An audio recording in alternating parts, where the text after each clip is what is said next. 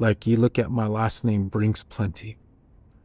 I'll give you a short story of where that name came from. There was a young boy named Little Chief amongst the people.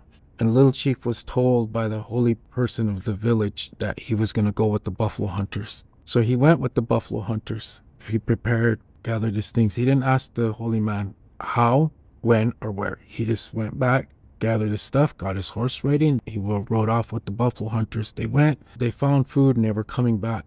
And upon their return to the people, they came across a patrolling troop of soldiers. Some of the men with this group gave the horses carrying the food to Little Chief and a couple others, and Little Chief said, "No, today you're going to see something."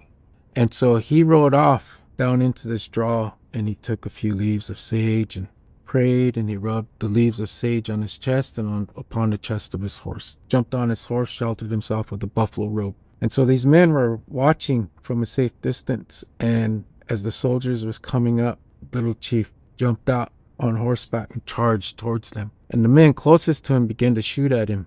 Little Chief stopped his horse, turned around, and rode away. Instead of them pursuing him, they began to dismount and take an attack formation. And so once more, Little Chief charged with his horse, and this time his horse jumped over into the circle, and these men saw nothing was happening to this individual or this horse. So they mounted up and they fled. And so Little Chief went back to the people and to the men, and he shook the buffalo robe that he sheltered himself with, and all the bullets that were intended for him and his horse fell out of this buffalo robe. So when they got back, all the men told the villagers what they witnessed and seen. So later on that night, they changed his name from Little Chief to Brings Plenty, because he brought a fight to others without taking a life, and he brought life back to the people.